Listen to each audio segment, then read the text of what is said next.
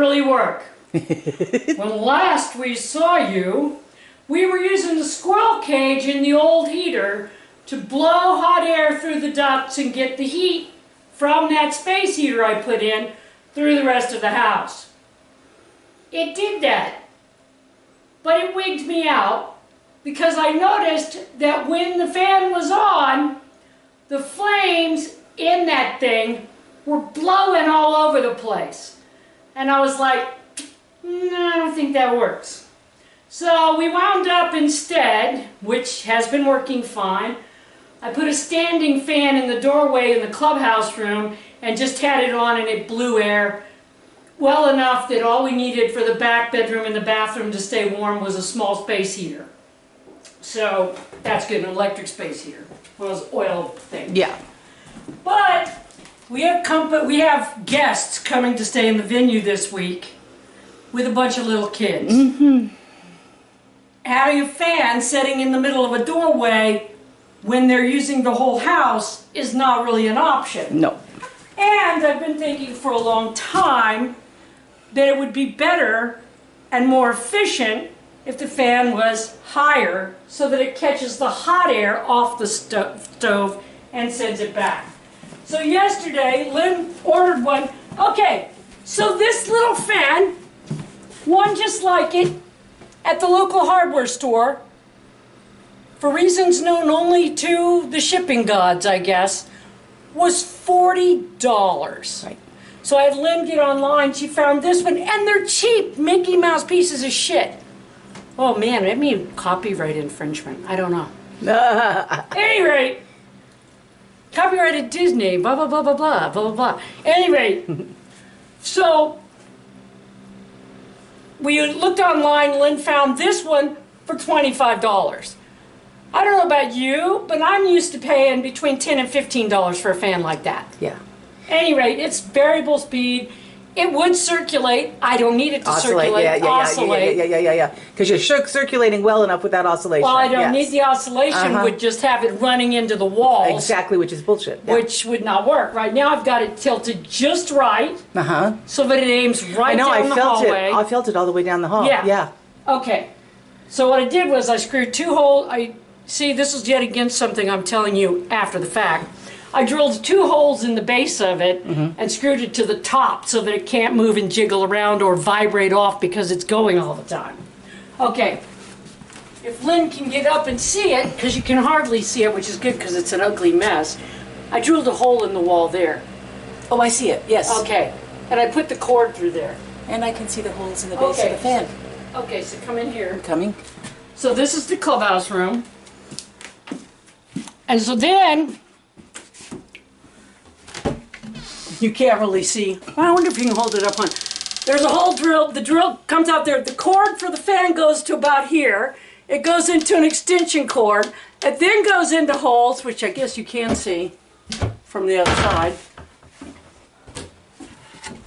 Goes into a hole over there. It comes out, goes into a hole in the shelf, goes in, and then plugs into the weird outlet that's in the closet, because this closet wasn't here, I built it. Yeah, so there's an outlet down under here. There's an outlet behind all of that. Air conditioners. Oh, I see the cord dropping down there. Okay, so you can't see it. It didn't make a big ass mess. And it's doing, so far, it seems to be doing an excellent, excellent job.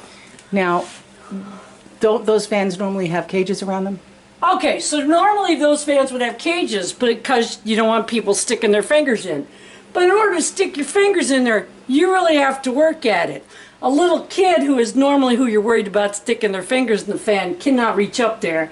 So I left the cage off because the cage impedes airflow. Yep. Also, it gets covered with dirt. Yep. It's a lot easier to clean it without that cage. So I took the cage off. I mean, I had to assemble it, so I just didn't put the cage on it. Right. All right, so that's one of those things. While we're at it, a lot of people that do these kind of things, these DIY things, they don't tell you when they make mega mistakes or when things don't work. They just allow you to think they still work. Okay, so you remember on the treehouse. Oh. Okay. Okay, you want to turn off and come on back there? I'll go back up there.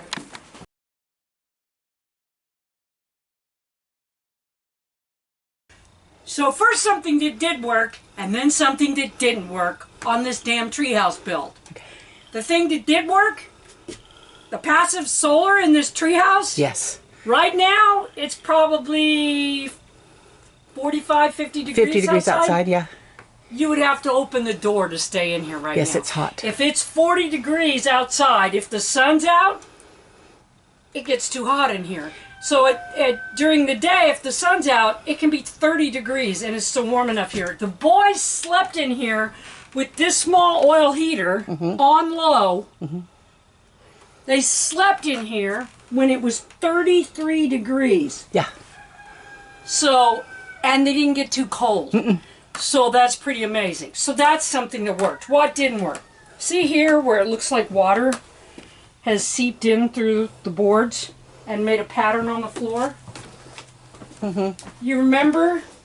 Go back, loyal viewers. Many videos. And remember that I built this wall on top of not just these boards to give it extra strength to keep it from falling down, you know, or shifting, but also under the deck boards. Right. So that the deck boards, because they're short, so that they would be stronger and wouldn't pull out. Right. That was the mistake. Okay.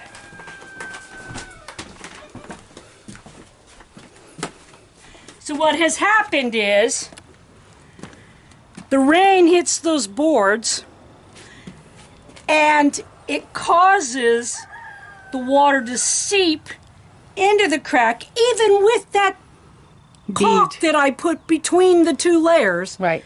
And then it seeps up in the inside. So don't do that. That's a bad idea. These boards, all of them should have been on this outside and probably with a slant. Now, if you remember right, the real problem is that there's a deck underneath this that I've got plastic underneath. Right.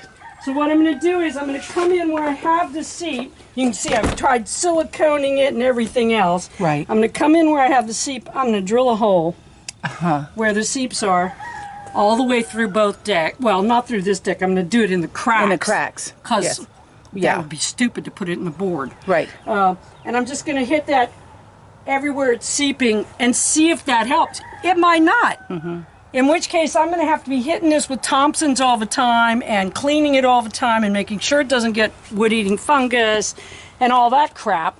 So, don't do that. Yeah.